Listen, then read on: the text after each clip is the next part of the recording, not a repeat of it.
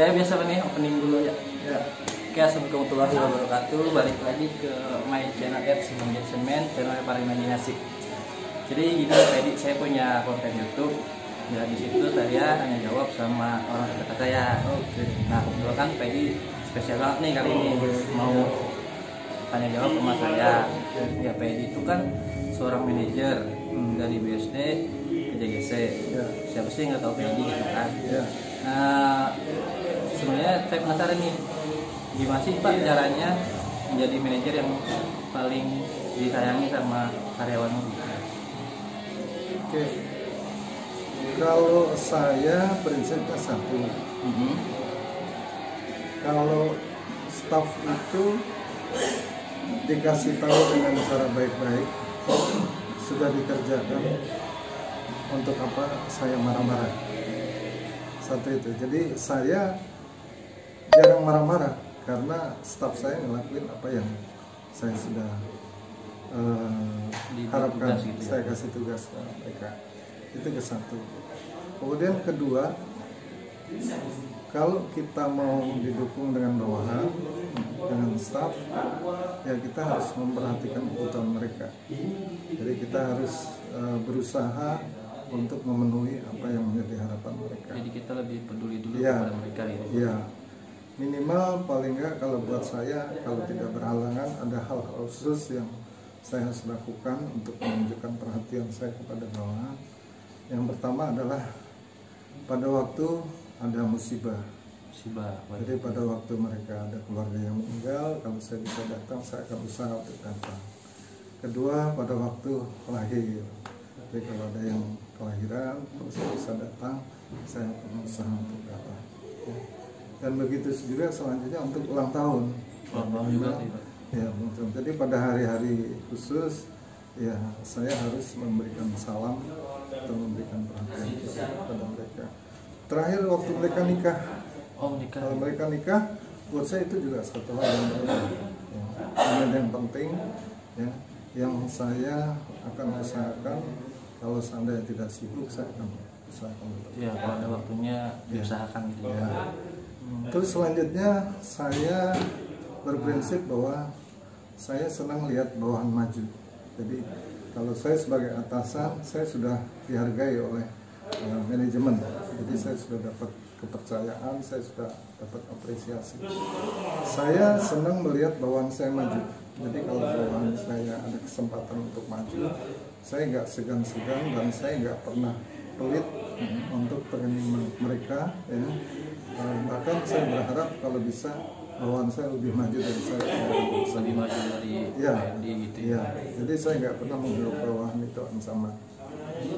Jadi malah bukan ancaman buat PND, malah jadi kebanggaan ya. Iya. Ya. Terus yang terakhir, saya tidak pernah mempersulit orang. Jadi baik itu bawahan, superior, ataupun siapapun dalam organisasi. Kalau saya bisa bantu, saya akan bantu. Saya akan sangat berat kalau seandainya harus kasih SP, kalau harus PHK, ya, itu hal-hal yang menurut saya paling tabu dan paling berat. Ya, tapi ya kalau seandainya terpaksa, ya itu benar tugas. Jadi saya berusaha untuk memperhatikan kebutuhan mereka. Jadi itu ya itu kiat-kiat ya. Kiat-kiat rahasia gitu ya. Ya itu apa yang saya jalanin, apa yang saya yakinin, yang selama ini alhamdulillah di beberapa organisasi ya saya dapat kemudahan dengan menjalankan prinsip-prinsip seperti ini. Terus kalau untuk pertanyaan gue nih Pak, Bapak kan sebagai seorang pemimpin yang digemari oleh karyawan nih Pak, banyak yang dengar ya. Kalau untuk kriteria pemimpin dari Bapak sendiri, ada nggak sih Pak idola khusus buat Bapak gitu? Apa inspirasi buat Bapak itu? Ya. Kalau saya, idola saya adalah kalau nasional itu saya penggemarnya Soekarno. Bung Karno. Karena Bung Karno itu pendiri negara ini. Dia menomorduakan keluarga, tapi menomorsatukan negara bangsa. Jadi menurut saya juga itu versi yang besar. Beliau kan pemimpin besar. Jadi kalau saya justru mengharapkan dari organisasi di mana saya ada, saya berusaha melakukan hal-hal yang besar buat organisasi yang saya bergabung. Oh, jadi kalau luar negeri Pak? Oh, kalau luar negeri dulu saya suka dengan Presiden Kennedy. Kenapa saya kagum dengan dia? Karena umur 40 tahun, umur 35 tahun atau di bawah 40 tahun sudah bisa jadi presiden. Ini presiden termuda di Amerika. Ya. Jadi dari situ saya menganggap bahwa kalau mau sukses itu nggak usah harus tua, tapi dari usia muda pun kita juga bisa sukses. Tergantung kinerja kerja dia, dia mampu, dia bisa jadi pemimpin gitu ya Pak. Kalau untuk yang pertanyaan ketiga nih Pak, kesannya Bapak nih, ada kesan dari duka ya Pak, untuk kerja di perusahaan ini banyak ya Pak? Kesan yang paling Bapak ingat itu kemarin Pak? Iya. Kesannya kalau di retail itu biasanya saat kita buka toko baru, saat kita rekrut dari orang nggak ada. Kesan saya adalah ya kalau di Ion, saya sebagai orang yang pertama direkrut di store operation, dan dulu nggak ada orang jadi ada orang, ya. Rekrut satu demi satu, terus kemudian membentuk tim, ya, terus kemudian bisa berjalan dengan baik, ya.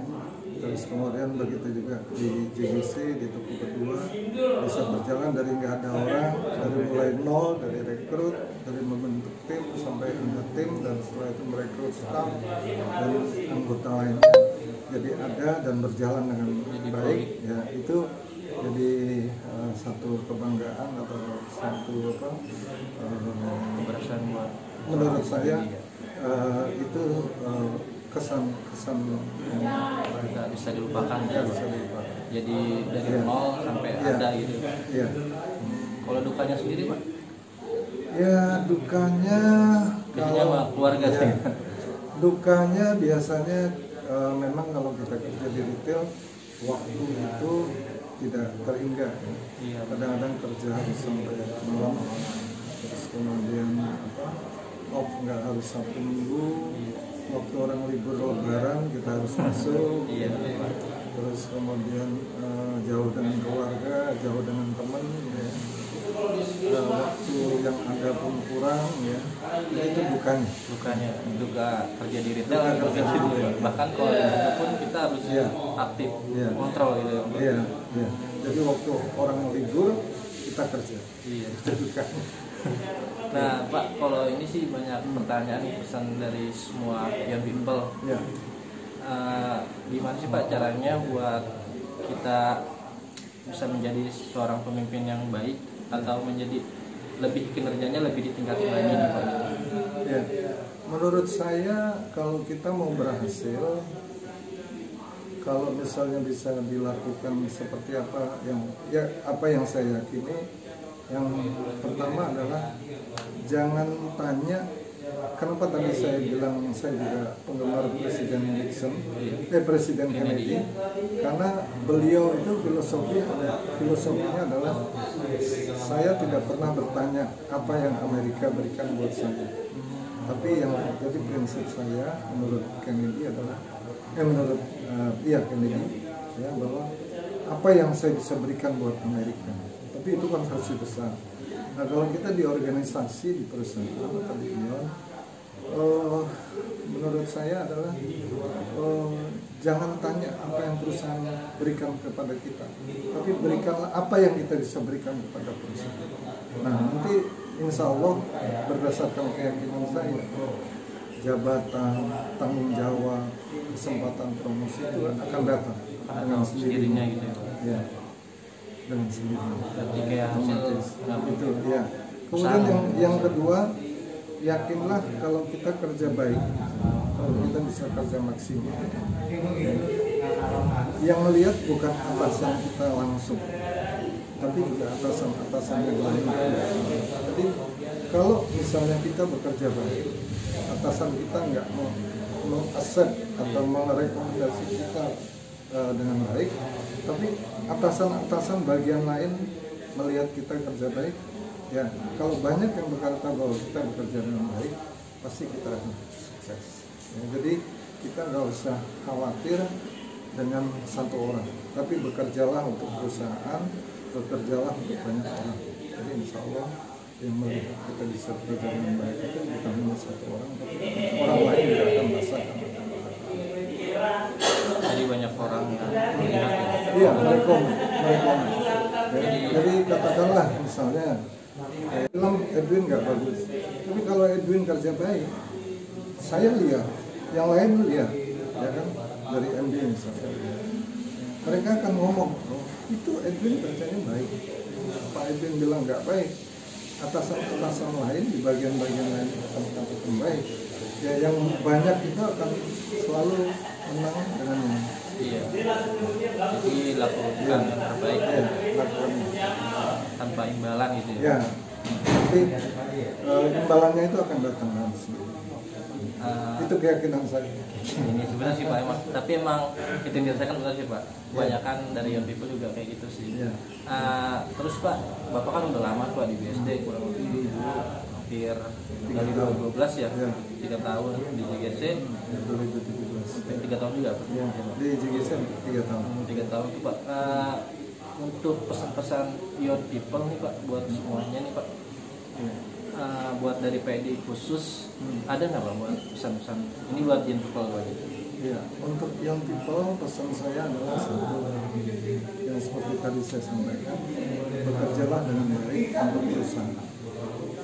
Insya Allah nanti perusahaan akan memberikan imbalan yang sesuai terhadap apa yang kita berikan.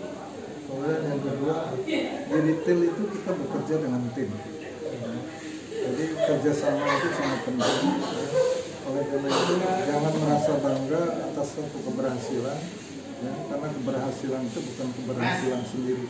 Keberhasilan itu akan datang apabila keberhasilan dalam tim.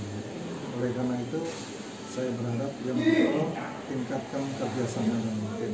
Jangan gontok-gontokan, ya, berkompetisilah secara sehat, ya, dan bekerja sama dengan baik. Ya. Insya Allah Ion akan maju. Buat young people tuh ya. Ya, buat yang Nah di perusahaan kita kan banyak organisasi Pak nih Pak, dari satu kalau untuk buat sikatnya kira-kira ada nggak Pak buat sikat kerja yang di Indonesia atau SPARI pesan-pesannya? buat serikat pekerja yang saya harapkan adalah jadikanlah organisasi atau serikat ini menjadi tempat yang berimbang. Kita harus berimbang arah memperhatikan kebutuhan karyawan dan melihat juga kondisi perusahaan. Jadi kita nggak boleh berat sebelah. Ibaratnya timbangan itu harus seimbang. Harus berjalan bersama. Ya, serikat pekerja saya harapkan justru harus melihat segala sesuatunya itu dari dua sisi, dari segi perusahaan dan juga harus melihat juga dari segi karyawan. Itu sih. Oh itu buat serikatnya Pak. Ya. Nah kalau untuk yang terakhir nih Pak, kalau buat untuk perusahaannya sendiri ke depannya menurut PED pesannya kayak gimana nih Pak? Ya. Kalau pesan saya ke depan, saya harapkan karena organisasi kita organisasi retail, saya berharap bahwa kekuasaan itu bukan hanya dipimpin atau di-lead oleh satu orang. Iya. Kalau bisa juga di-lead oleh tim. Ya. Jadi kalau ada satu orang yang dominan, hanya satu orang yang mengendalikan perusahaan, kurang baik, kurang bijak, kurang baik. Kalau seandainya kebijakan perusahaan di-lead oleh tim. Ya. Oleh struktur yang Ya, ada di perusahaan struktur itu. yang ada di perusahaan. Ya. Oke Pak Edi, tanya jawabnya mungkin itu aja. Sebenarnya banyak sih, cuman enak juga malam. Sebenarnya saya juga mau cerita nih Pak Edi. Terima kasih juga dulu 6 tahun yang lalu. Kalau Pak Edi masih ingat sih, Ya. saya di interview sama Pedi pas Iya, nomor iya, ya gitu iya, Pak. iya. Makanya sekarang bersyukur bisa sebelah-sebelahan, bisa tanya jawab. Ya, saya mau 5 tahun lagi itu udah seperti posisi saya. Amin. Ya. Mudah-mudahan Pedi. Ya, oke. Ya. Ya, Ben, ya. Pedi, Ya, makasih sukses, waktunya, Pak. Terima kasih. Ya. Ya, ya. Makasih, Oke, Pak Edi. iya,